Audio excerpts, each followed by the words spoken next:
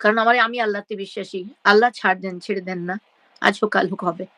ইমনের সাথে গন্ডগোল এবং ওই ভদ্রলোক নাকি ওই সোনারগাঁতেই বলছিলেন যে, "তোমারা ইয়ে খতম হো গিয়া।" তো মানে জীবন শেষ তোমাকে শেষ করে দিব। শত সহস্র হাজার হাজার লোক আমার বাড়িতে ঢুকে গেল। বাড়ির চতুর্দিক ঘেরাও।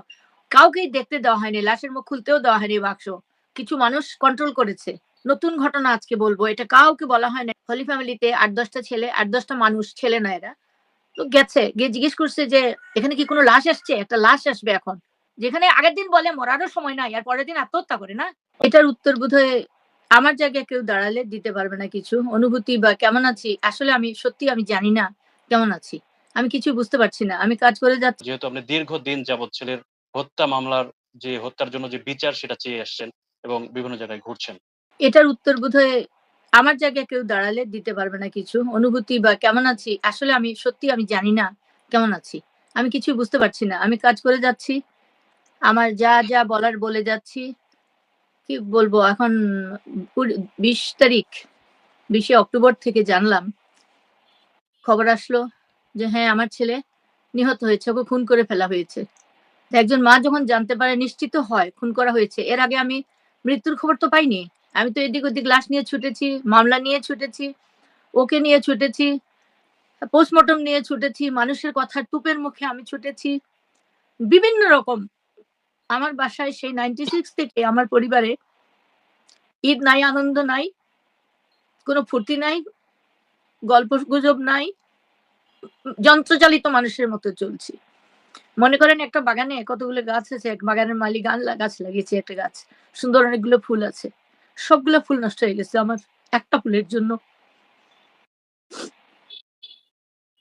বুঝতে পারছি আন্টি। আপনার আসলে দীর্ঘদিন যাবৎ দেখেছি আপনার যে সংগ্রাম সেটি আসলে বাংলাদেশের সকল মানুষ দেখেছে। সালমান ভক্তরা নিশ্চিতভাবে দেখেছেন। আপনি যেভাবে ছেলেকে হত্যা করা হয়েছে সেই বিচার প্রক্রিয়াটা যেন সুষ্ঠু হয় সেটার জন্য যেভাবে আপনি লড়েছেন বা লড়ে যাচ্ছেন।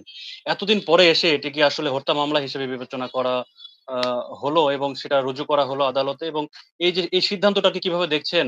এবং আমি প্রশ্ন করব যে এ এই স্টেজে এসে দাঁড়িয়ে আপনি ন্যায় বিচার পাওয়ার ক্ষেত্রে কতটুকু আত্মবিশ্বাসী? ন্যায় বিচার পাবো আমার আত্মবিশ্বাস 96 থেকেই ছিল।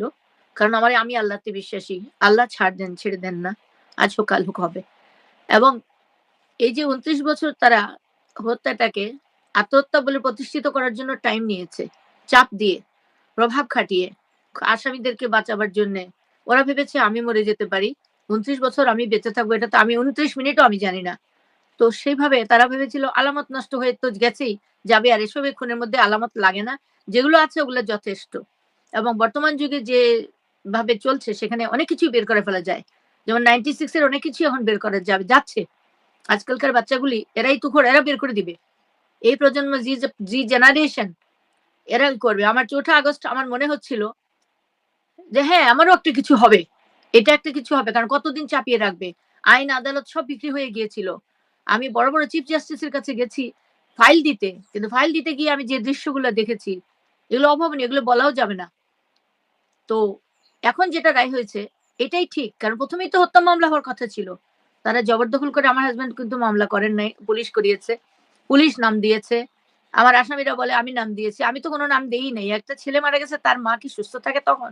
আমি কিছুই জানি না। মারা যাওয়ার আগেও জানি না, পরেও জানি না। ওরা মারা গেছে খবরটা তো আমাদের দেয়নি। খবর দিয়েছে যে দেখতে হবে ইমন অসুস্থ। কি হয়েছে জানি যেতে। গেলাম। গিয়ে দেখলাম সে অসুস্থ, অজ্ঞান অবস্থায় পড়া। হসপিটাল নিয়ে গেলাম। একটার থেকে আরেকটায় নিয়ে গেলাম। তারপরে ওরা টেনে নিয়ে ওরাই বলল মারা গেছে। ওরাই করে দিল পোস্টমর্টম। ও করল কি করল না ওরা বলল করল। এইভাবে টানা-হেঁচড়া করে বাক্স করে তুলল। তুলে মাইক্রোবাস তারাই জোগাড় করল। আমাদের কিছু করতে হয় না। এগুলো তো যার সন্তান সে করে। কিন্তু ওরা মাইক্রোবাস আনলো, ওরা উঠাইলো। আমরা গাড়িতে উঠলাম। আমাদের গাড়িতে ওদের পিছে গেলাম। ওরা উইথআউট পারমিশন এফডিসিতে নিয়ে গেল। গোসলের আয়োজন করল। গোসল করালো, কাফন পরাইয়া বন্ধ করে দিল, ব্লক করে দিল যাতে শরীরটা না দেখা যায়। বাসায় নিয়ে আসলো। এসে এখানে কাউকে দেখতে দিচ্ছে না। তড়িঘড়ি খালি সিলেট চলেন, কোথায় দাফন করবেন সেখানে চলেন। পচে যাবে। নানান রকমের এরা কারা এবং কেন করলো? আমার কি কোনো ঘরবাড়ি ছিল না? আমার কি মতামতের প্রয়োজন ছিল না? আমার ছেলেকে কি আমার ঘরে গোসল করানো যেত না? এত বড় এত সুন্দর একটা পরিবার আমি তো ফকির ছিলাম না। যে আমার ছেলের গোসলটা আমার বাড়িতে হবে না। কিন্তু তারা করতে দেয় নাই। শত সহস্র হাজার হাজার লোক আমার বাড়িতে ঢুকে গেল, বাড়ির চতুর্দিক ঘেরাও। কাউকেই দেখতে দেওয়া হয়নি, লাশের মুখ খুলতেও দেওয়া হয়নি বাক্স। কিছু মানুষ কন্ট্রোল করেছে একদম শুরু থেকে শেষ পর্যন্ত। এখানে আমি একটা কথা বলবো, নতুন ঘটনা আজকে বলবো, এটা কাউকে বলা হয় নাই। আমি আস্তে আস্তে আমার দেশের মানুষ আমাকে খবর দিচ্ছে, আমি পাচ্ছি। আমার প্রশ্ন ছিল হোলি ফ্যামিলিতে যখন নিয়ে গেলাম আমার ছেলেকে, তারা বলল কেন ডাক্তার উঠে আসলো না, জোর করে আনলাম। তারপর উনি বললেন যে আপনার রুগীকে আপনি এখানে দেখতে পারবো না, আপনি মেডিকেলে নিয়ে যান। উনি না টাচ করেই কেমনে দেখলো যে মেডিকেলের উপযুক্ত? মেডিকেলে তো লাশই যায়। আমি আমি আমি একটু থামাতে চাই। এটা কখনকার ঘটনা? কোন সময়কার? যখন আপনি হলি ফ্যামিলিতে গেলেন দেখতে আ প্রথম দিন নিয়ে ৬ গেলেন তারিখ, ৬ তারিখ ১ম দিন। ১২ টার সময়, ১২:৩০ টার সময়। ৬ সেপ্টেম্বর ১২:৩০ র সময়। ওকে। সেপ্টেম্বর। আচ্ছা যাই হোক, ওখানে কিন্তু ওখানকার যে খবর আছে আমার কাছে, এটা তদন্ত করেন। সকালে ৮ টার দিকে মনে হয় হোলি ফ্যামিলিতে ৮-১০ টা ছেলে, ৮-১০ টা মানুষ, ছেলে না এরা। তো গেছে, গিয়ে জিজ্ঞেস করছে যে, "এখানে কি কোনো লাশ আসছে? একটা লাশ আসবে এখন।" তো উনারা বলছে, "না তো কোনো লাশ আসে নাই।" তারপরে মনে হলো ওরা বোধহয় পাহারায় ছিল বা কিছু একটা, ওরা যা করার করে গেছে, ওখানে এসছিল। এটা কিন্তু আমি অনুমানই বলেছিলাম আগে। আর এখন আমি জেনে বলছি যে ওরা কারা? তারপরে আমি যখন লাশ নিয়ে গেলাম, আমার লাশ তো জানি না, আমার ছেলে অসুস্থ। আমি বলছি ডাক্তারকে যে, "আমার ছেলে অসুস্থ। কি হয়ে যাচ্ছে তোমরা একটু দেখো।" তারপর পাঠায় দিল। চলে আসলাম ওখান থেকে। ঢাকা মেডিকেলে মানুষ গিজগিজ করে। সেই মেডিকেলে যখন নিয়ে গেলাম, সেই মেডিকেলে তো একটা খুব একদম লোক ছিল না। কোন ডাক্তার এমার্জেন্সিতে ছিল না, ভিতরে ছিল না। একদম ভিতরে আমি দৌড়ে গেলাম। আমার হাসব্যান্ড ওইখানে আমরা গিয়ে একটা নিজেরাই ট্রলি টেনে এনে ওকে উঠালো। না অ্যাম্বুলেন্সের ট্রলি সহ নামায় দিল। দিয়ে মনে হয় জানি না ঠিক মনে নাই। ওই ডাক্তার এখন ঢুকালো, ওকে ধরে আনলাম। জোরে টেনে আনছি আমি। আসে না। একজন লোক বসা। তো এসে দেখে না দূর থেকে এরকম করে একটু তাকাইয়া বলল যে, "উনি তো অনেক আগে মারা গেছেন। তো উনাকে তখন এখানে কিছু করা যাবে না।" তখন আমি স্টেথোতে ধরে টান দিয়ে বলছি, "স্টেথো লাগাই বুক দেখ। আমার ছেলের প্রাণ আছে।" তখন বলছে এটা, তখন আমি বলছি আমার হাসব্যান্ডকে বললাম যে, "চলো সিএমএইচে নিই, আমি এখানে হবে না। আমি ইমনকে এখানে রাখবো না, আমি সিএমএইচে নিয়ে যাবো।" তখন ওই ভদ্রলোক বললেন, "আপনি তখন নিতে পারবেন না, ম্যাজিস্ট্রেটের পারমিশন লাগবে।" তখন আমার হাসব্যান্ড হতভম্ব হয়ে ওর দিকে তাকায় রইছে, যে বলল, "কি করতে হবে? এখন ম্যাজিস্ট্রেটের ইয়ে পাবো কোথায়?" আমি বললাম, "উনি নিজেই তো ম্যাজিস্ট্রেট।" বলল, "উনারটাই হবে না।"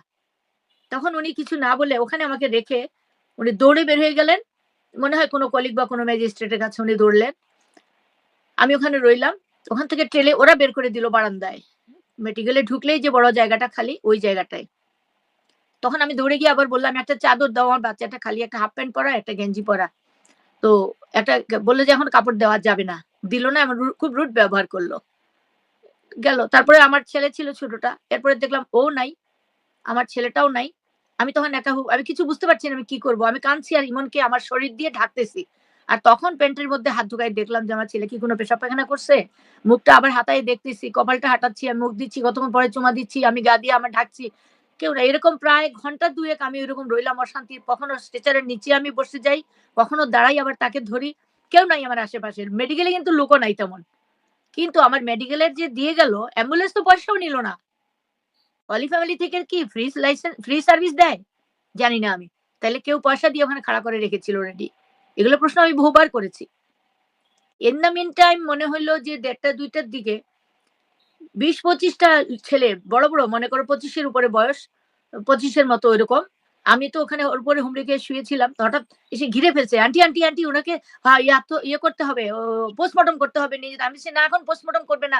আমি নিয়ে যাবো আমার ছেলেকে সিএমএইচ।" শুনলেন? ওরা ট্রলিটা চালাইয়া নেয় নাই। একটুখানি টেনে নিয়ে ওরা কাঁধে নিয়ে নিচ্ছে সবাই মিলে। তখন আমার কিছু করার ছিল না। হতভম্ব হয়ে আমি পিছে, পিছে আমিও দৌড়ালাম। দৌড়াতে, দৌড়াতে দেখলাম একটা বারান্দা, লম্বা একটা বারান্দা পার হয়ে, আমি তো চিনি না ওই জায়গা। রাইট সাইড অনেক দূর গিয়ে রাইট সাইডের দিকে একটা স্টিলের গেট খুললো। খুলে আমাকে ট্রলি সহ ঢুকাই দিয়ে ওখানে বাড়ির দিকে তালা দিয়ে ওরা চলে গেল। এবং তখন দেখলাম সামনে গ্রিলের সামনে একটা মাঠ। মাঠে কতগুলি লোক, বাইরের লোক আসছে ঢুকছে। ওরা কাঁদতেছে আর বলতেছে, "মাগো আপনি পোস্টমর্টম করান তাইলে বিচার পাইবেন। বাইরে মাইরা ফেলাইছে।" তো ওরা চিল্লাইতেছে, কাঁদতেছে। আমি কিন্তু কিচ্ছু বলতে পারতেছি না। আমি ভয় পাচ্ছি যে আমার ছেলেকে না কেড়ে নিয়ে যায়, আমাকে না এখন মেরে ফেলে। তাহলে তো আমি কিছু করতে পারব না। আমার এটাই মনে হচ্ছে। আমার হাসব্যান্ড নাই। আমার ছোট ছেলে কোথায় আমি জানি না। তখন এই অবস্থায় ছিলাম। তারপর ওখান থেকে খুলেও পরে বলছে সারান দৌড়াইছে পিছে, পিছে ট্রলি সহ নিয়ে তারা পোস্টমর্টম রুমে ঢুকাই দিল।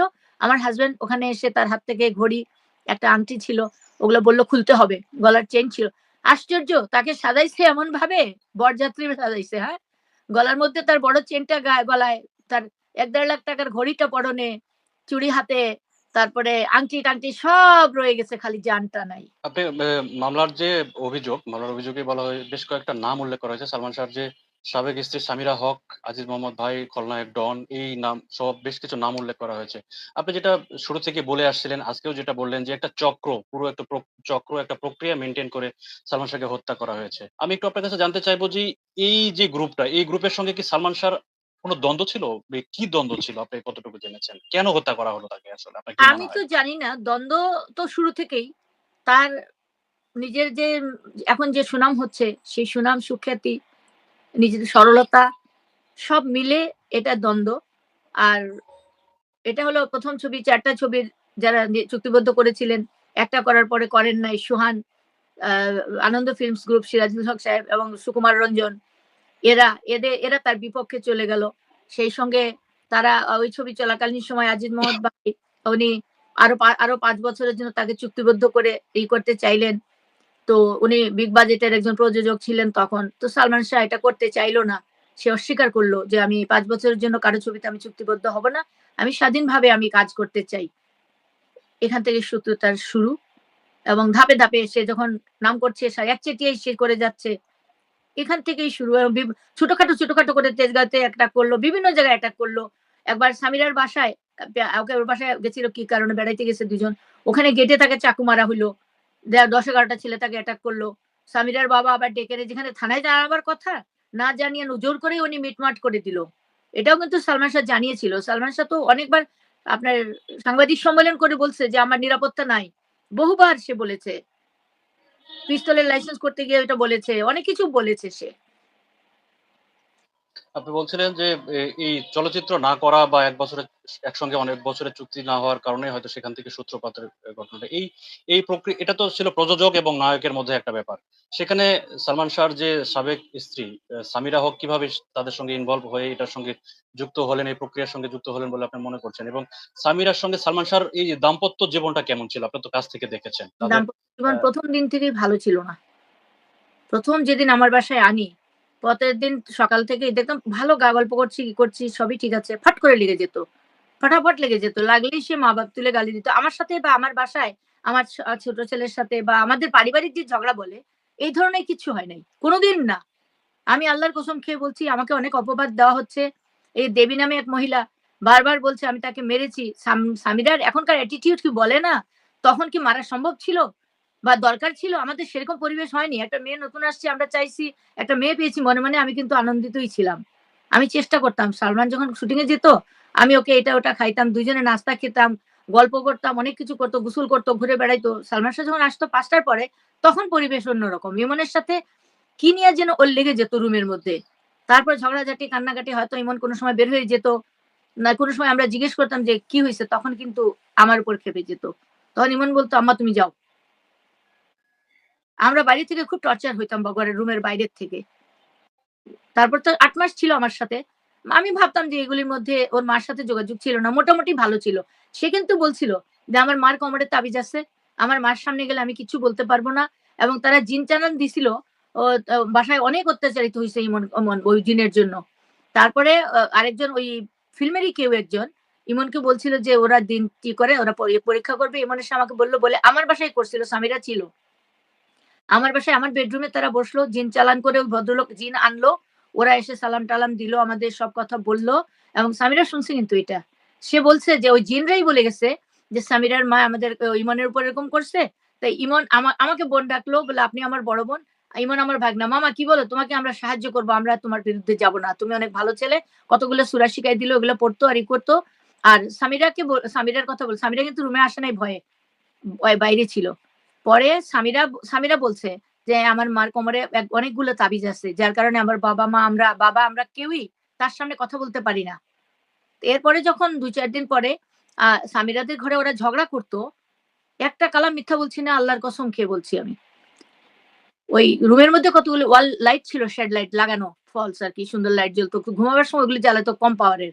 তো ঘুমাবার সময় যখন ঝগড়া হইতো, একদিন ওই জিনি লাইটটা খুলে কারেন্ট সহ লাইটটা খুলে উপরে ওদের দুজনের উপরে ঢিল মারে ফালাইছে। তখন লাফ দিয়ে উঠে চিৎকার করে ইমন দরজা খুলছে বলে, "আম্মা, আম্মা, আম্মা।" তো করছে এরকম। পরে আরেকদিন তারা ডাকলো। তখন বলল যে, "ও ওখানে শুয়ে, শুয়ে আমার ভাগিনাকে করে অত্যাচার করে, এরকম করলে আজকে তো লাইট মারছি, আমরা ওকে শেষ করে দিব। তো এরকম তো আমি তখন ওরা ওরা যখন ওই ভদ্রলোক কে জানি চিনতাম না। ইমনের ফিল্মের কেউ একজনকে আনছিল। চাল-টাল দিয়ে এরকম আনলো এগুলো এনে। তখন ওরা অনেক কিছু বলছিল যে তোমাকে মেরে ফেলার ষড়যন্ত্র হচ্ছে, চলতেছে এরকম।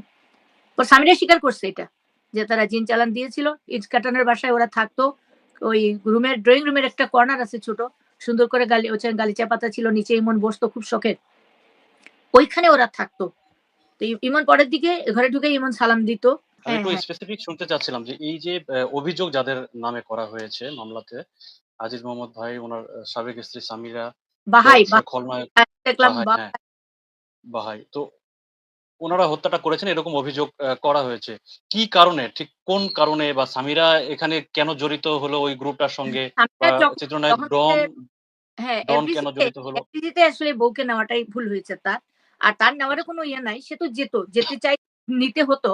তো যেত। অনেক সময় পরে যেত, কোন সময় সঙ্গে যেত। এরকম করত।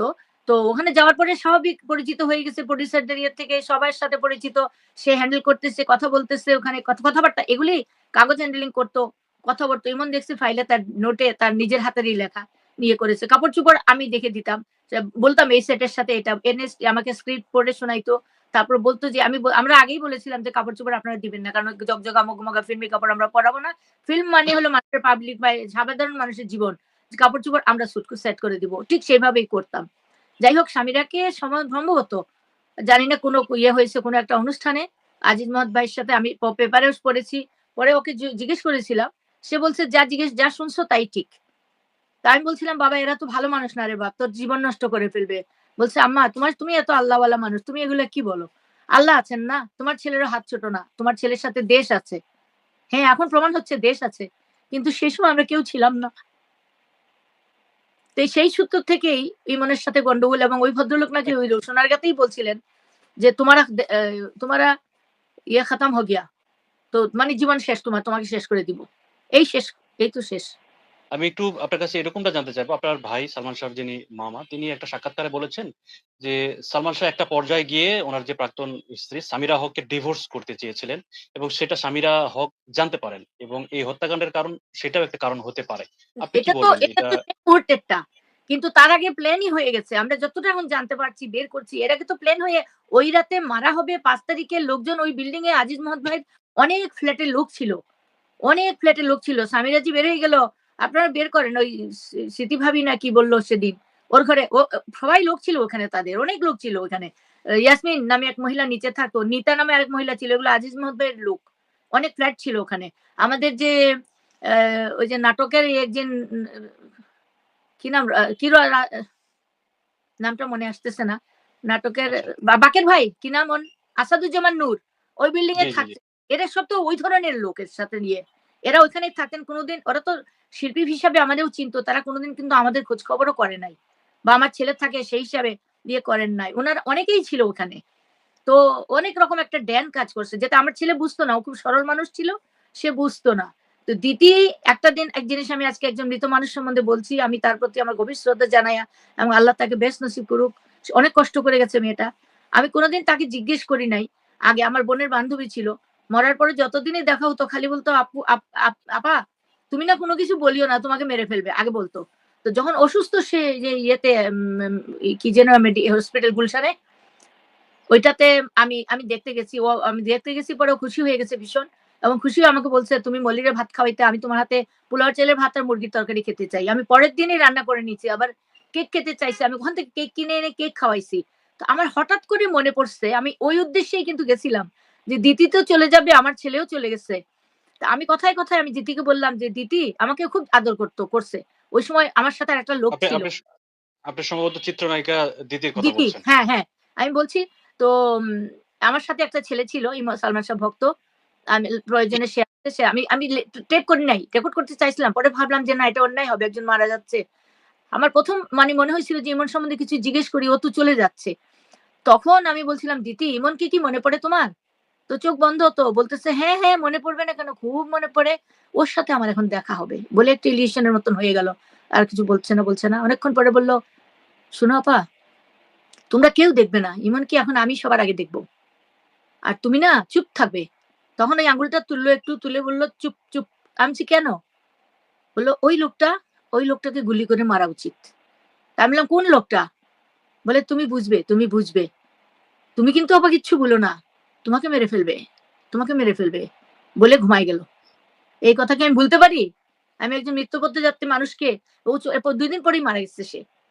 আবার ওই শাবনূরকে নিয়ে একটা কথা, মিথ্যা কথা বলে যে শাবনূর প্রেগন্যান্ট হয়ে গেছিল। প্রেগন্যান্ট হয়েছিল কিনা তা জানি না। আমার ছেলের কোনো নাই, ওর মধ্যে সম্পৃক্ততা নাই। ও গেছে আগে মেকআপের জন্য যাচ্ছে। শাবনূরও বলছে আমাকে যে ফোনে, "আন্টি আমি ব্যাংকক যাচ্ছি।" পরে সালমান গেল। আমাকেও বলে গেছে ব্যাংকক কিছু বলে নাই। কিন্তু কারণ বলে নাই যে কাউকেই সে বলে নাই এটা। এটার কারণ ছিল কি? আমাকে শুধু বলল, "আমরা একটা জরুরি কাজে যাচ্ছি আম্মা, তোমার দোয়া খুব প্রয়োজন। তুমি দোয়া করো যেন আমি কাজটা করতে পারি। না হলে আমার জীবনে একটা আমার জীবনে অনেক বড় ক্ষতি হয়ে যাবে।" তাই আমি বললাম, কি ক্ষতি হয়ে যাবে? কেন ক্ষতি হয়ে যাবে?" বললেন, "অনেক বড়, এটা বুঝবা না তুমি, এগুলো অনেক কাজের জিনিস আছে। তুমি দোয়া করো আমি যেন কাজটা করে আসতে পারি।" আমি ভাবলাম ফিল্মি কোনো কিছু, ব্যাংকক, সিঙ্গাপুরে তো এগুলি কাজেই যায়, গেছে।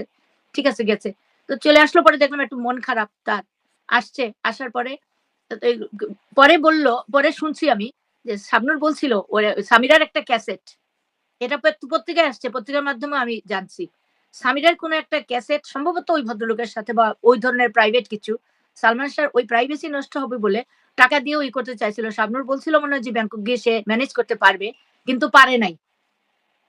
ও বলছে যে আমার সাথে কথা রাখলো না। আমাকে বলছিল দিবে। কিন্তু সে ওই সামিরার ক্যাসেটটা চাইছিল যাতে মার্কেটে না যায় বা কিছুই হয়। ওইটার জন্য। ওটা কিন্তু আর কিচ্ছু না। যে শাবনূরের সাথে খারাপ সম্পর্ক বা প্রেগন্যান্সি করতে গেছে, এগুলো কিচ্ছু ছিল না। আপনি যেহেতু শাবনূরের প্রসঙ্গ উঠালেন, শাবনূর তো অনেক খুবই জনপ্রিয় একজন নায়িকা বাংলাদেশে এবং উনার সঙ্গে প্রয়াত সালমান শাহর অনেক প্রসঙ্গ উঠেছে এবং বিশেষ করে সামিরা হকের পক্ষ থেকে বারবারই একটা দাবি করা হয়েছে যে শাবনূরের সঙ্গে সালমান শাহর প্রেম ছিল। আপনি তো মা, আপনি তো যেটা বললেন যে সবকিছু আপনার সঙ্গে শেয়ার করে। হুম, হুম। সম্প্রতি একটা সাক্ষাৎকারে শাবনূর নিজেও বলেছেন যে সালমান শাহর যে হত্যার তিনি বিচার চান। এই শাবনূরের সঙ্গে সবাই শাবনূরকে জড়িয়ে যে প্রসঙ্গগুলা ওঠে সেটা নিয়ে কি বলবেন? বলা উচিত ছিল। তখনই তার বের হওয়া উচিত ছিল, তার কো-আর্টিস্ট। হয়তো ওদের উপরে কোনো প্রভাব আছে, কারো লাইফ এর উপর ইয়ে আছে, সেই কারণে হয়তোবা বলে নাই। কিন্তু তার সালমান শাহকেও সতর্ক করা উচিত ছিল, তার কো-আর্টিস্ট। আজকে শাবনূর যদি মহানায়িকা হয়ে থাকে সালমানের জন্য, কারণ তার তো কোনো ছবি ফিট ছিল না। আমি ইহতেশাম চাচাকে বলে আমি নিয়ে আসছিলাম। বললাম, "চাচা, চাঁদনি রাতে তো অন্ধকার হয়ে গেছে। তুমি তুমি পারো নাই চাচা?" আমার বাবার বন্ধু ছিল ইহতেশাম চাচা। ছোটবেলা থেকে চিনতাম।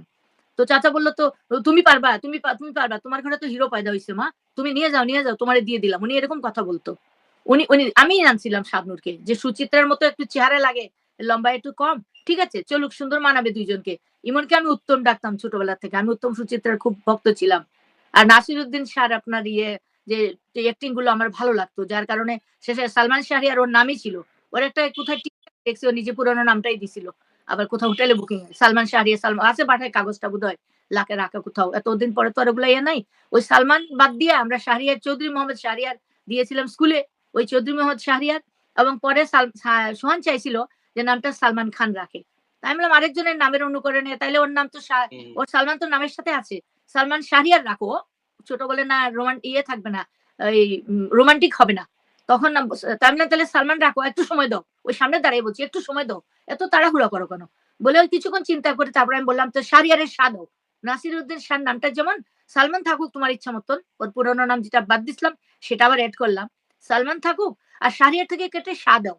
যে নাসিরুদ্দিন শাহের মতন সে যে আর্টিস্টিক, সে ঐরকম ধরনের শিল্পী সিনেমা করবে সে। ওই যে কি সিনেমা বলে, সব রোমান্টিক সিনেমা না।" তো যাই হোক, হুম, হুম। ওই আমার প্রত্যাশা ছিল যে সে সেরকমই কাজ করবে, সেরকমই কাজ করল। পরে আমি বুঝলাম না সোহান মানুষটা, এটাতেই সন্দেহ না, এটাতে প্রমাণিত হয় ওরা পুরাই তার পিছনে লেগে গেছিল। কারণ কিয়ামত থেকে কিয়ামত যখন ছবি হয়, সালমান শাহকে অনেক চেয়ে নিল। উনি ১ম এই মিথ্যা কথা বলছে। আর একটা কথা বারবার তুলব, সালমান শাহকে ঝুলন্ত পাওয়া যায়নি।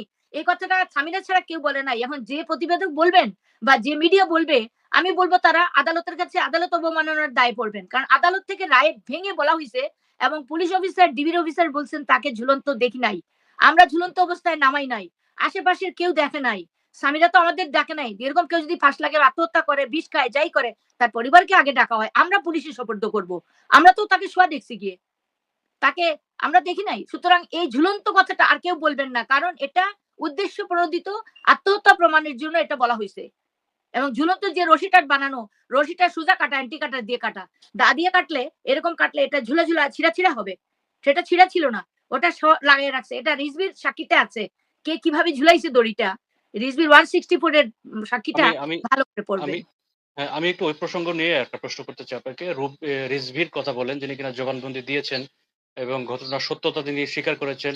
রবি সুলতানা কয়েক বছর আগে এই মামলার একজন আসামি। তিনি বলেছিলেন যে আসলে এটা হত্যাকাণ্ডই ছিল, আত্মহত্যা ছিল না। তারপরে অবশ্য নিজে তিনি বলেছেন যে আমি মানসিকভাবে ভারসাম্যহীন। এরকম কথাও তিনি বলেছেন।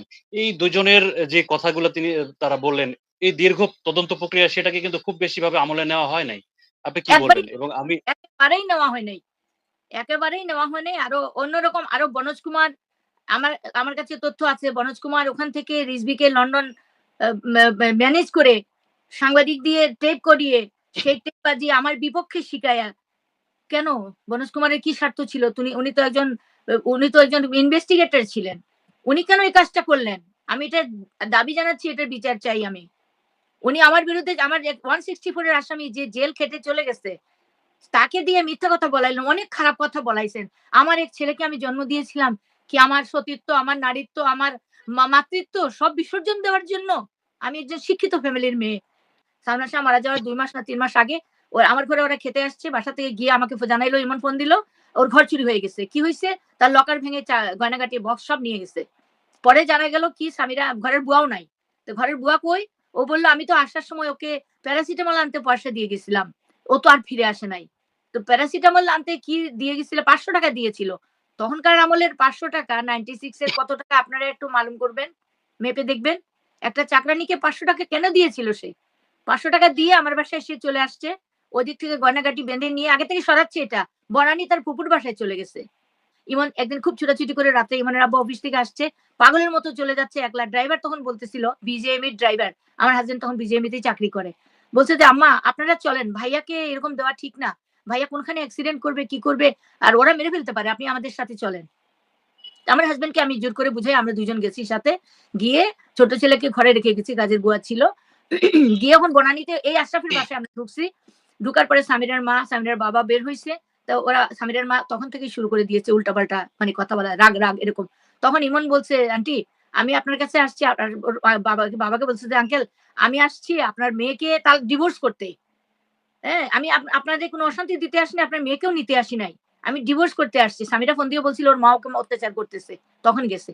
এর মধ্যে সামিরাও বের হয়ে আসছে। আর ওর মা টেবিলের উপরে ফুড ছিল কতগুলি, ছোট একটা চাকু। ওই চাকুটা নিয়ে একবার বুকে মারতেছে, মুখে মারতেছে, লাফ দিচ্ছে। ছোট্ট বেঁটেখাটো মানুষ লাফ দিচ্ছে, মরে যাচ্ছে, চিল্লাচ্ছে। তখন সামিরার বাবা বলছে, "ও সবসময় এরকমই করে। আপনারা শান্ত হন, আপনারা একটু পরে দেখা যাক কি করা যায়।" তখন আবার ইমন বলছে, "আন্টি আপনি প্লিজ শান্ত হন। আপনার মেয়েকে আমি ডিভোর্স দিয়ে যাচ্ছি। আপনি কাগজ কলম নেন, আমি লিখে দিয়ে যাচ্ছি।" এর মধ্যে দেখলাম সামিরাকে কোনায় দাঁড়ানো, পরে আর দেখলাম না। যাই হোক আমরা ওগুলা কথাবার্তা বলে ওদের কাছ থেকে আমরা যখন বিদায় নিয়ে চলে আসলাম ঘন্টা ০.৫ ঘন্টা পরে, নিচে যখন আসলাম এসে দেখলাম ড্রাইভার বাইরে দাঁড়ানো। আমি বললাম, "কি যেন নাম?" "মকবুল।" আমি বলছি, "মকবুল গাড়িতে উঠো।" তখন একটু আস্তে করে বলল, "আম্মা গাড়িতে আপু আছে।" আমি বলছি, "কোন আপু?" বলে, "উপর থেকে সামিরা আপু উঠে এসে গাড়িতে বসে রইছে।" তো আমি বললাম, "তুমি উঠতে দিলে কেন?" ওর বাবা বলছে, বলে গাড়ির দরজা খুলছে। বলে, "না উঠতে না দিলে উনি বলছে এখানে আত্মহত্যা করে ফেলবে। আর উনাকে রেখে গেলে উনি মরে যাবে।" দরজা খুলে দেখি ও পিছের সিটে বসা। তা আমি জিজ্ঞেস করলাম, "তুমি এখানে আসছো কেন? তোমার বাবা-মাকে বলে আসো, যাও। আসো উপরে আসো, তোমাকে আমরা বলে নিয়ে আসি।" বলে, "না আমি যাব না। আমাকে আপনারা রেখে গেলে আমি আত্মহত্যা করব।" তখন আমার কি করণীয় ছিল বলেন? যেদিন সালমান শাহর মৃত্যু হলো, সেদিন ওইদিন সকালবেলা সালমান শাহর বাবা সেখানে গিয়েছিলেন সকালে। কিন্তু তাকে 9:30 গেটে ঢুকতে দেওয়া হয়নি। 9:30 উপরে উঠতে দিছে ওরা।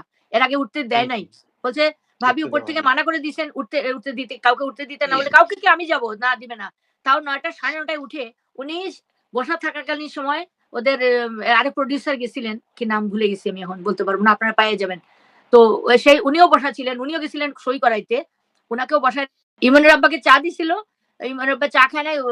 কি যেন উনার নাম? উনি ওখানে বসে ২ জনে কথা বলছে তখনও দেয় নাই। ইমনের আব্বা আমার বাসায় যখন উঠছে এসে 11:30 ফেরত আসছে আর ইমনের সাথে দেখা হয় নাই। ফাইল রেখে চলে আসছে। আর বলছে যে, "ইয়ে করো, আমি যাওয়ার সময় আসবো বাসায় তোমার মাকে নিয়ে আসবো। ইমনের সাথে দেখা করে যাবে। আর ফাইলটাও বুঝাই দিয়ে যাবো। তোমরা যখন ডাকলাই না ওকে।" বলে ওই ভদ্রলোক আর ইয়ে ইমনের আব্বা নেমে আসছেন। এসে ইমনের আব্বা বাসায় আসলো, উপরে আসছে। আমি জিজ্ঞেস করলাম, "অত দেরি করলা কেন?" ব "ইমন কই? ইমন কি করে?" বলছে, "তোমার ছেলে ঘুমায়। দেখা তো হয় নাই।" তখন কিন্তু আমি রাগ করে বলছিলাম, "ওই অভিশাপটা তো লেগে গেল, ফলে গেল।" আমি বললাম, "ঘুমাচ্ছে তো ঘুমাক। তোমার সাথে উঠারও সময় পাইল না, ঘুমাক। ওই তো ঘুমাচ্ছে।" আচ্ছা যাই হোক, ওই রইল বসে, উনি বসছে আর আমি বলছি বুয়াকে যে একটু ভাত, আমার ভীষণ খিদা পাইছে। আমরা বাইরে গেলে সাধারণত কিন্তু খাই না। কারণ ফেরিতে খাই। তো আমার এত খিদা পাইছে, সব গুছানো ছিল। আমি বলছি তাড়াতাড়ি খানা লাগা। ও একটু গরম করে খানা লাগাইছে ওই লাউঞ্জ রুমে, ডাইনিং রুমেও না। দিয়ে আমি বসছি খেতে, আর একটু মনে কষ্ট, আর বলতেছি, ওকে বলতেছি, বড়বড় করতেছি আমি, যে এতক্ষণ বসলা তুমি ছেলের সাথে দেখা না করে চলে আসলা, ও ঘুমায়। কি এমন ঘুমায়? একটু বলতে, বলতে দেখি টেলিফোনটা বেজে উঠলো। ঘরের টেলিফোন। তো ইমনের আব্বাই ধরলো। ধরে একদম মুখটা কালো করে আমার দিকে তাকাচ্ছে আর বলছে, "কি? আমি তো এখনই আসলাম। কি হইলো আবার?" তো বলল, "ভাইয়াকে হু, হু। দেখতে হইলে।" সেলিম বলছে। আমি বললাম, "কি হইছে?" বলে, "সেলিম ফোন দিছে, ওই শাবনুরের অ্যাসিস্ট্যান্ট সেলিম। যে ইমনের নাকি কি হইছে দেখতে হইলে যাইতে।" আমি হাত থেকে ভাত ১ গ্লাস পানি টান দিয়া খাইছি আমি। আমার অত তৃষ্ণা পাইছে তখন। খায়া মনে হইলো যে দৌড় দিছি আমি। সারানকে হাতে ধরে দৌড়, আমরা বাড়ির দিকে তালা দিয়ে, ঘরে কাজের বুড়া আর মেয়ে একটা ছেলে ছিল, সিলেট থেকে আসছে। ওরে রেখে তালা দিয়ে দৌড় দিছি। গেটের ওখানে আসার পরে যত গ্রিন রোডে আমরা গাড়ি আগাচ্ছে, খালি দেখতে পাচ্ছি মানুষ ওইদিকে দৌড়াচ্ছে। তা আমি আবার আমার হাসব্যান্ডকে বললাম, "কি হইলো আজকে? আজকে কি আবার মিছিল-টিছিল হইলো নাকি দেশে? কি শুরু হইলো?" ইস্কাটনের দিকে গিয়ে দেখলাম মানুষের ঢল। ওদিকে আমি বললাম, "এই বুঝতে পারছি না তো কিছু। কি হইছে আজকে দেশে, কি কারফিউ-টারফিউ জারি হবে নাকি?" আমি কিন্তু এগুলো বলে যাচ্ছি। ও বলতেছে, "কিছু বুঝতেছি না।" ও কিন্তু ড্রাইভ করতেছে। জোরে আমরা ড্রাইভ করি। আমরা যখন ইস্কাটনের সামনে গেলাম, তখন দেখি বিল্ডিং ভেঙে পড়তেছে। এত মানুষ আর এত মানুষ। আর সবাই আমাদের দিকে তাকাচ্ছে। আমাদের গাড়ি ঢুকতে রাস্তা করে দিল। ঢুকলাম। ঢুকে তখনও কিন্তু প্রায় ০.৫ ঘন্টা ১০ মিনিট আমাদের নিচে দাঁড়াইতে হইছে। লিফট তো আসে না উপর থেকে। কোনভাবেই আসে না। অনেকক্ষণ পরে আসলো, আমরা দৌড়ে উঠলাম। উঠলাম পরে এখানে মাঝখানে একটা কথা বলতে হয়। নজরুল শেখ একটা ডান্স ডিরেক্টর ছিল। ও মারা যাওয়ার ১৫-২০ দিন আগে এসে বলছে যে, "আপনার ছেলেকে বাঁচাইতে হইলে আপনার কাছে একটা কিছু কথা আমার শুনতে হবে।" ইন দ্য মিন টাইম আমার হাসব্যান্ড ঘুমের থেকে উঠে এসে, একদম কথা বলতেছি শুনে উঠে আসছে। উঠে এসে ওকে দেখে বলছে, "এই ড্রাগ অ্যাডিক্ট এফডিসি ছেলেটা কি বলতেছে এখানে? এই তুমি কি বলতেছো? কেন আমার ছেলে কি হইছে? আমার ছেলে কেন বাঁচবে না? যাও বেরো, বেরো" বলে বার করে দিছে। ও সিঁড়িতে গিয়ে কিন্তু বলল, "আম্মা আপনি কিন্তু আপনার ছেলেরে বাঁচাইতে পারলেন না। কারণ আপনি আমার কথা শুনলেন না।" ওই নজরুল শেখকে আমরা যখন লিফটে উপরে উঠে, ২ টা লিফট, ২ টা গেট এরকম। একটাতে আমরা নামতেছি, দেখি উঠতেছে লিফট খুলে। তার গায়ে ভিজা কাপড়, একটা গামছা লাল কাঁধে, আর একটা জিন্সের প্যান্ট পরা, খালি গা। জিন্সের প্যান্ট পরা গুটানো, ভিজা। হাঁটু পর্যন্ত ভিজা, পাওটা জুতা নাই খালি। আর ওই ডলি যে আমার ঘরের কাজের বুয়ার ছেলে ছিল, ওইটা তার কুলে। আমি তখন বলছি, "এই এটাকে নিয়ে কই যাস?" কয়, "আপনারে কইছিলাম না, যান, যান দেখেন যাইয়া। ওকে নিয়ে তো যেখানে যাওয়ার আমি যাইতেছি।" তার মানে বিল্ডিং এর নিচে সামিরা, তারপরে ওরা সবাই, যে ওর মাটা সবাই ছিল নিচে। আচ্ছা যাই হোক, তো উঠলাম আমরা। উঠে তো দৌড় দিছি আমরা ভিতরে। তখন কিন্তু আশেপাশে কাউরে দেখি নাই। একটা লোকও নাই। সামিরাকে তো তারপরে আর আমি সামনে দেখি নাই। ওই পরে ৪ দিন পরে আমি দেখছি। ওখানে ঘরে কেউ ছিল বলে আমার মনে হয়নি তখন। আমরা তো রুমে ঢুকে গেছি। ঢুকে দেখলাম বিছানার উপরে একটা ৬ ফিট লম্বা কালো ভীম টাকারের বীভৎস একটা লোক পায়ের দিকে বসা। ইমন শোয়া। একটা বোধহয় ইয়েলো গেঞ্জি, ইয়েলো একটা প্যান্ট, শর্টস পরা, শর্টস। আর একটা গেঞ্জি কিরকম পরা, শোয়ানো। আর আবুল এক হাত এরকম, এরকম টানা দিয়ে ধরা। এক হাতে আবুল তেল দিচ্ছে, আর এক হাতে একটা মেয়ে, গাঢ় একটা মেয়ে তেল দিচ্ছে। পরে আমরা ধারণা করছি যে রুবির পার্লারের হবে। আর ড্রেসিং টেবিলের উপরে একটা ইয়ের মধ্যে সর্ষের তেল রাখা, রসুন দেওয়া। তা আমি তখন বলছি, "এই আমার ছেলে রসুন তেল গন্ধ পছন্দ করে না। তোমরা কেন তেল দিচ্ছ?" আর তখন কিন্তু হাত ছেড়ে ওই মেয়েটা ইন দি মিন টাইম আমরা দেখি নাই, চলে গেছে বার হয়ে। আমরা বুঝিই নাই। আর ইমনের আব্বা বলছে, "আবুল তুমি দেখতেছো কি? একটা ডাক্তার ডেকে আনো।" বলে আবুল ডাক্তার গিয়ে আনতে গিয়ে পালাই গেছে। আর আবুলকে এখন পর্যন্ত দেখি নাই। আচ্ছা তারপরে তো আমরা ওকে, আমি যখন উঠলাম ওরে চুমা দিচ্ছি, ওরে জড়াই ধরতেছি, আমি টান দিয়ে কাজ করতে চেষ্টা করতেছি, ইমনের আব্বা চেষ্টা করতেছে, আমার ছোট ছেলে চেষ্টা করতেছে। আমি বিছানার উপরে উঠে তারে জড়াই ধরছি। পায়ের দিকে যখন গেছি, সাদা তো পা শরীরটা, সুন্দর। তো পায়ের নখগুলা কালো, কালো হয়ে গেছে। আমরা তো জানি যে নখ কালো হইলে দিব। হঠাৎ করে হাতের দিকে তাকাইছি, এটাও দেখি ২০-১০ টা নখে হাফ নীল হয়ে গেছে। মুখের দিকে তাকাই দেখি ঠোঁটটা কালো, কালো হয়ে গেছে অর্ধেক। তখন চুমা দিচ্ছি। দিয়ে বলছি, "আব্বা তুমি উঠো বাবা, মা আসছে না, তুমি উঠে যাও। উঠে যাও, আম্মা আসছি।" উঠে না। তখন আমি বলছি, "এই তোমরা দেখতেছো কি?" মানে আব্বা বলছে, "ডাক্তার আনতে পাঠাইছি, একটু রাখো।" আমি বলছি, "না, না, না, না, রাখা যাবে না। আমার ছেলে মরে যাচ্ছে, উঠাও।"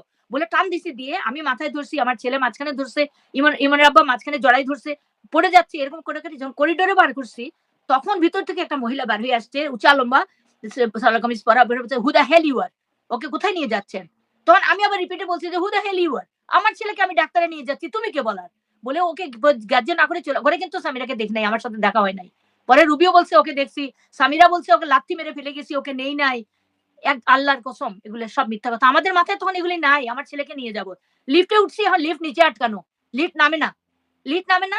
লাথি দিতে, দিতে, দিতে, দিতে প্রায় ২০ মিনিট পরে ধাম করে লিফটটা নামলো। নেমে দেখলাম নিচে দাঁড়ানো বাদল খন্দকার। একজনকে পাইলাম। ইমনের আব্বা বলল, "আপনি গাড়িতে উঠেন আমার সাথে, ওকে হলিপল নিতে নিয়ে যাচ্ছি।" উনি যাবে না। তারপর জোর করে আমি উঠাইছি। আমি বলছি, "কেন যাবে না? তুমি উঠো। আমাকে সাহায্য করো।" আর পিছনের সিটে আমি বসে আমার কোলে আমার ছেলেকে মাথা দিছি। এবার যে সাধারণ পায়ের মধ্যে পা হাত দিয়ে গরম করতেছে। আমি অক্সিজেন দিতে, দিতে হলি ফ্যামিলিতে গেলাম। আর হলি ফ্যামিলির কাহিনী তো আমি আগে বললাম। যাওয়ার পরে এই হইল। হুম, হুম, হুম। সামিরাকে তখন আমরা দেখিই নাই। কিন্তু সে বলে আমি তাকে লাথি মারছি। ঘরটা এত সুন্দর নিখুঁতভাবে ঘর ওয়াশ করা। রিজভির সাক্ষীতে আছে ওরা রাতে এগুলা করে ঘরে মদ-টদ খাওয়া হইছে। অনেক কিছু করা হইছে, অনেক খারাপ কাজ হইছে। আপনার বাথরুমের মধ্যে ৮-১০ টা বড়, বড় টাওয়েল যে যারা ছেলেরা পরে গোসল করে। টাওয়েল, বিছনার চাদর ভিজানো। ইমনের গায়ে যে কাপড়টা ছিল ওরা যে বলে আত্মহত্যা করছে তাহলে একটা কাপড় তো গায়ে ছিল। সেই কাপড়টা কোথায়? সেই কাপড়টা তো কেউ আলামত হিসাবে দেয় নাই আমাদের। পাই নাই। একটা বিশাল গামলার মধ্যে ব্লিচ দিয়ে ভিজানো ব্লিচের গন্ধ হচ্ছে। ওই যে বাথরুমের মধ্যে বড় একটা বাথরুম, ওর মধ্যে রাখা আরেকটা বটিটা ওখানে রাখা, আরো কি যেন ওখানে রাখা। আর যে রুমে বলছে পাশের রুমটাতে একটু পানির ছোপ পানি ছিল, পানি ভিজা রুমটার মধ্যে আর দরজার মধ্যে দাগ ছিল, কোপানোর দাগ ওই রুমটাতে। পাশের ড্রেসিং রুমটাতে পানিতে ভিজা ছিল। তো পানিতে ভিজা ছিল কেন ওখানে? তবে দেশবাসী এবং আপনারা মিডিয়ার কাছে একটু আমার এক অনুরোধ যে আপনারা ঝুলন্ত বলবেন না। এটা আদালত অবমাননা করা হবে এবং আইনত দণ্ডনীয় হবে। কারণ মাননীয় আদালত বলে দিয়েছেন এটা খুন। সে ঝুলন্ত ছিল না। আবার ডিবির অফিসার বলছেন যে আমরা পুলিশ নামাই নাই। আসলে পুলিশ তো নামায় নাই। আমরা কেউ দেখি নাই। আশেপাশের কেউ সাক্ষী দেয় নাই। একমাত্র স্বামীরা বলছে। এবং তার পকেটে চিঠি পাইছে। চিঠিটা ইনটেক নতুন কাগজের লেখা চিঠি। চিঠিটা এত ধস্তাধস্তি তোমরা করলা, গোসল করাইলা। চিঠিটা নষ্ট হইল না? চিঠিটা ২ দিন পরে বের হয় কেন? চিঠিটা আগে বের হয় না কেন? ২ দিন পরে অফিসারকে দেওয়া হইলো। আবুল দিল যে কি? চিঠি বলে পকেটে পাওয়া গেছে। আবুলকে দেবে কেন? ছেলের পকেটে তো আমরা পাবো। ছেলেকে তো আমরা দেখবো গিয়া। যদি এই চিঠি তার হাতের হয়ে থাকে, তার হাতের তো না, তার বাপের নাম ঠিক নাই, লেখা নাই ঠিক নাই। অনেক কিছু বেশ কম আছে। সালমান এটা শাহ এখন ধরা পড়ছে। সালমান এআই দিয়ে টেস্ট শাহ করে এখন ধরা পড়তেছে এটা লেখা ভিন্ন হাতের। সালমান শাহর হাতের লেখা না। সিগনেচার ছিল না। সালমান সালমান শাহর সঙ্গে লাস্ট কথা বা লাস্ট দেখার কথা কি মনে পড়ে আপনার আন্টি? মনে পড়ে মানে আমার আক্ষেপ লাগে। ৫-৭ দিন আগে আমার ছেলে বসে আমি আসতে একটু খাইছে। শুটিং থেকে বারবারই আসতো। এসে চা খাইতো, নাস্তা খাইতো, একটু সময় তার রুমে গিয়ে ঘুমাইতো। আমার সঙ্গে অনেক খুনসুটি করতো। অনেক সময় তো কিছু দাঁড়াইতো, আমি তুলে খাওয়াই দিতাম। সে চলে যেত। নিজের হাতে খাইতো না। তো ঐদিনও ওরকম আসছে। একসময় খেয়ে-টেয়ে সে চলে গেছে। তাকে বিদায় দিয়ে আমি দরজাটা ধাক্কা দিয়ে চলে আসছি। আমি মানে লাগাই নাই। দরজা ওরকম রইছে যে আমি কি নিতে আসছি। এসে মনে হইল যে সব বাইরে শব্দ হচ্ছে। তো আমি মনে করলাম যে রইছে মনে হয়, যায় নাই। পিছে আসলাম। এসে দেখি 2nd টার্নিং এ উপরের সিঁড়িগুলো নেমে নিচে নামতে হয় যেখানে, ওখানে এসে বসে আছে। আমি বলি, "কি রে আব্বা তুই যাস নাই?" কয়, "না একটু বসছি।" মানে ক্লান্ত মনটা খারাপ বুঝলাম। তো আমিও গিয়ে ওখানে গিয়া ওর পাশে বসছি। ৭ দিন আগে। ওখানে বসছি ওর পাশে। বসছি পরে বলতে হাতে এরকম সাদা একটা রুমাল সবসময় এটা ছোটবেলা থেকে দিয়ে অভ্যাস করছিলাম ঘাম মুছতো। খালি মুমাল বলতো ছোটবেলা। একটা রুমাল হাতে এরকম করতেছে আর আমার কাঁধে ১ হাত আর ওই হাত দিয়ে এরকম করতেছে আর মুছতেছে আর জড়াই ধরে বসা আমরা। বসে বলতেছে, "আম্মা" আমি বললাম যে, "মন খারাপ কেন?" কয়, "না আম্মা অনেকগুলো চিন্তা আমার মাথায়। অনেকগুলো ছবি শেষ করতে হবে।" এসব বলে টলে হঠাৎ করে উঠে বলল, "আম্মা আমার বউটা না, আল্লাহ মাফ করো তুমি। আল্লাহ আমার বউটা না।" তা আমি বললাম, "ছি, বউ সম্বন্ধে এমন মন্তব্য করতে হয় না। অল্প বয়সে বিয়ে হইলে এগুলো হয়। আস্তে ঠিক হয়ে যাবে।" তখন টস করে পানি পড়ে গেছে চোখ থেকে। ও কয়, "না আম্মা, ও নষ্ট হয়ে গেছে। ওকে আর ফেরানো যাবে না।" তা আমার খুব কষ্ট পাইছি ভাই। আমি চুপ করে গেছি। আমার মানে নিজেকে ধাতস্থ করতে চেষ্টা করছি যে ওকে তো বুঝাইতে হবে। ইন দ্যা মিন টাইম আমার রাগ উঠে গেছে। আমি উঠে বললাম, "তাইলে এক কাজ কর, ছেড়ে দে। ছেড়ে দে। ওকে রাখার দরকার কি? অতটুক যখন হয়ে গেছে।" তখন উঠে বলল, কাঁধে তো হাত আমার, এরকম টান দিয়ে নিয়ে বললাম, "আম্মা, অত পয়সা" এরকম বুঝাইয়া বলতেছে। "কত পয়সার লগ্নি আমার হাতে মানুষের। আর আমার ক্যারিয়ার নষ্ট হইলে কত মানুষ ধ্বংস হয়ে যাবে আম্মা। আমি এটা করতে পারব না। ও তো এমনিই চলে যাবে। আমি অপেক্ষায় আছি ও কখন যায়।" হ্যাঁ? বলে ওই হাতটা নামাইলো। নামাই এরকম বসছে। আর আমিও মন খারাপ করে আমি ওর দিকে তাকায় রইছি। এর মধ্যে হঠাৎ করে উঠে দাঁড়ায় গেল। দাঁড়াইয়া টাওয়াল দিয়ে মুখটা মুছতে দরদর করে চলে গেল। এখন আমার কলিজার মধ্যে খালি ছ্যাঁক করে ওইদিন কেন ওকে জড়াই ধরছিল? আমি কেন একটা আদর দিলাম না? আমি আদর দিয়েছি তার লাশের বুকে। আমি কেন আদর দিলাম না? আমি কেন ওদিন তার থামাইতে পারলাম না? তারপরে তো সে গেল বউরে নিয়ে আসলো। ওর ভাইরে নিয়ে গেল, বউরে নিয়ে আসলো। ২ তারিখ আমরা গেলাম ইয়েতে। ঐদিন তার বাসায় আমি উঠছিলাম। এ নিয়ে ৩ দিন মনে হয় ওর বাসায় উঠছি। ৩ দিন উঠলাম, ও রেডি হইলো। হয়ে একটা পার্লার কালারের চুল বাঁধলো, লম্বা চুল। তা আমি বলছি, "চুলটা খোলা, তোমার পির লাগতেছে। তুমি চুল বাঁধো, স্টাইল করো।" তো যাই বলতাম, স্টাইল তো আমিই শিখাইছি। সব স্টাইল আমার। চশমাটা আমার দেখলে পড়তো। আংটিগুলো এই দেখেন আংটি। এগুলো আংটি আমার দেখলে সে পড়তো। আমি ঘড়ি পড়ি বেশি। তার ঘড়ি না পড়লে হইতো না।